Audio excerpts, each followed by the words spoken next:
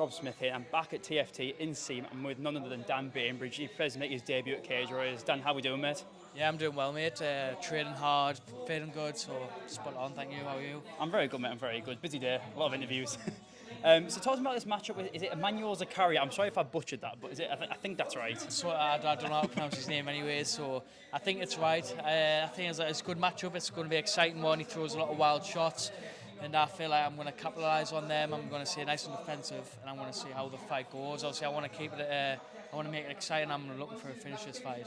And so when you get the call saying, "Oh, we've got an opponent, Emmanuel Zakaria," do you immediately think, "Okay, I'll do a bit of research into my opponent," or do you leave that more to your coaches? We both do it. I look like at a fight, no more than a fight. Like his best performance, and that's how I go from, because I feel like if I focus on too much what he's good at, then that affects my training, my development as a fighter. So I just have a quick look, see what he's about, then that's okay. Like that's me done. Is that something that you've developed a skill as you've gone through your pro career? Because I can imagine as amateur you do kind of get caught up in watching a lot of tape on your opponents and trying to over game plan, if that makes sense. No, I haven't really ever done that really. Yeah. Normally, because I'll just my mind will be too busy on my opponent and what he does well. So I've always been like, look, watch the fight to max, like I said, then just do my own thing. And from what you have watched of your opponent, what do you think he does do well? He counters very well. So if you throw one, he'll throw 2-3 back. You know what I mean? He does a nice single leg into a leg lock. So I have to be like wary about that. He's good. He's good. The last person he lost it with, he's fighting Liam Gifford. Is Liam Gifford for the title? Yeah. It's another Italian dude. So I reckon with another win, he's a very good opponent. I'll be up there. You know what I mean? Is that what you're looking at? Just kind of, because this is your Cage Warriors debut, you're thinking like 1 or 2 big wins, title fight straight away. Do you think that's realistic? I'm not sure. I wouldn't know. I'm sure Cage Warriors have got their own plan with their other young and up fighters. So all I can do is keep on winning and keep doing what I do, and that'll be undeniable. Then they'll give us a title shot eventually. And it's a bit of a delayed debut for you. You were meant to fight on the Glasgow show. Yes. You had a pull out, and then they weren't able to rematch you. Yeah. How frustrating was that for you? Because I can imagine it's especially being the first fight in Cage Warriors, you almost want to kind of just get it over with and get the nerves out of the way. So how frustrating was it to not fight on that show? It was pretty wounding actually, because I was meant to be fighting Scott Malone. He's been about the same for a bit, so that would have been a good fight.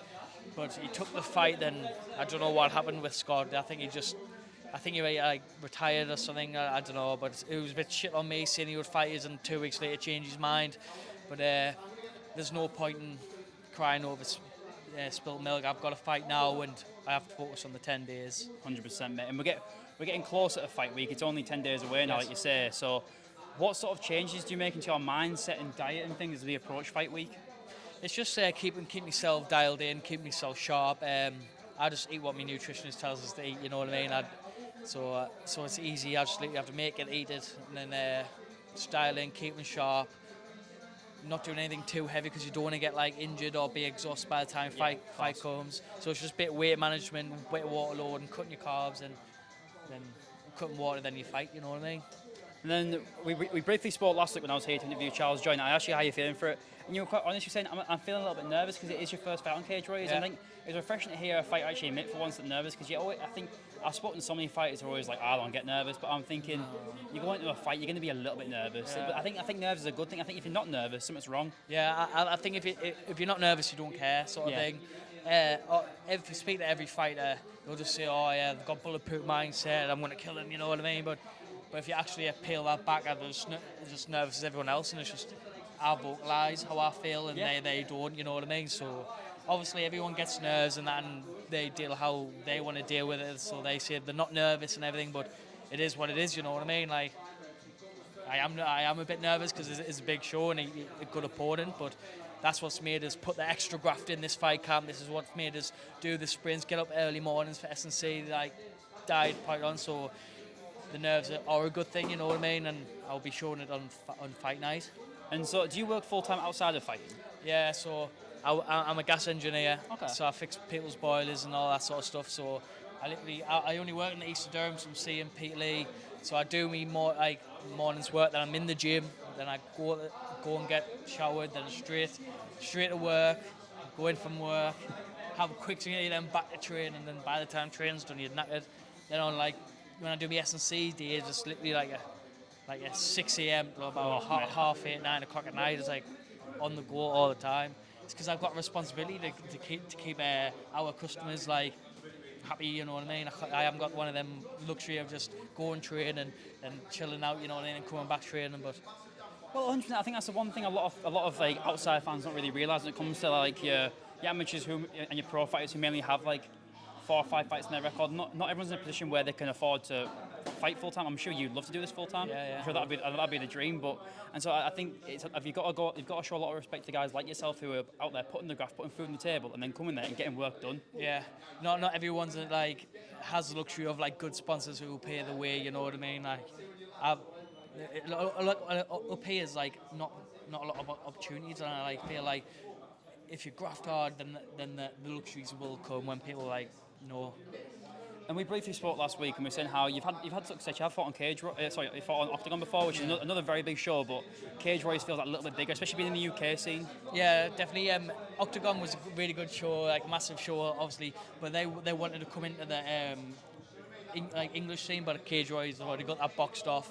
And but they're really big in like Eastern European. So I feel like it's like Cage Warriors is like the biggest show in Europe, really. So I'm buzzing to be on, you know what I mean? And now that you're in Cage Warriors, I know obviously you're not looking past your opponent, and you're probably not the type to call people out. But is there anyone in your weight division who you look at and think, I'd like to fight, and that'd be a really interesting matchup? No, I accidentally called Reese McEwen out. Reese McEwen, accidentally called him out. So when on Instagram, but when I win, I would eventually like that fight. Obviously, if it makes sense for both of us, and yeah. But if I made myself look like a dick, I called him out on Instagram and it didn't come out. So sorry. Well, I know that Reese McEwen's he's scheduled to fight on the Newcastle card. Yes. And is that obviously? Hopefully, fingers crossed, you get away from this fight fairly unscathed, no serious injuries. Still a bit of time. Would you like to get on that Newcastle card? Yes, it makes sense for you to be on that card. I think it does. Like I shift tickets. You know what I mean? Yeah, I feel like it'll be good for Cage Warriors to get me on, and it'll also be good for me. It'll be a good like publicity and for both of us really. And we hit your gym at TFT, and you're surrounded by absolute killers. I mean, over there you've got James Hendon, Mick Park, and just sat there like you're surrounded by so much talent. So how much does that benefit you in your career?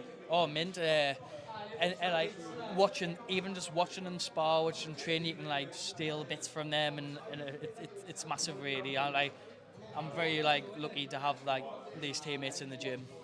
And as we approach fight week, are you starting to like sort of tone down the intensity in training a little bit?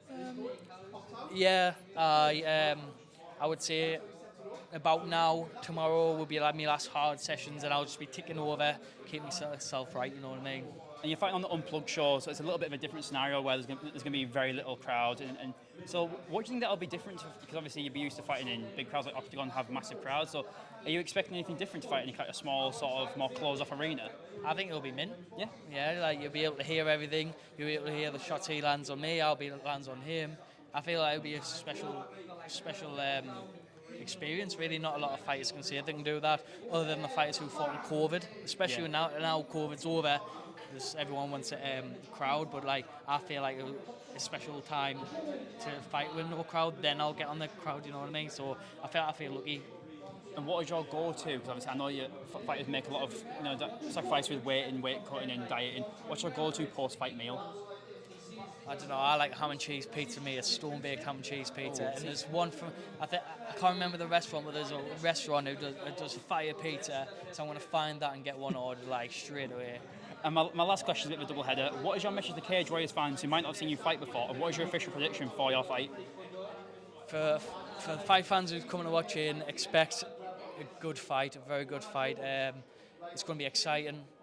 And what was the other question? And what was the official prediction? The official prediction was, I reckon I'm going to get a sub. Yeah. He's going to dive in for the legs, and I'm going to do some fancy shit like. Well, June 27th, Cage Warriors Unplugged in Manchester. Watch Dan fight. There's Charles Joyner on the card. Josh Abraham's on the card. Watch, it's going to be unbelievable. UFC Fight Pass. Dan, thank you very much, mate. Thank you, mate. Cheers.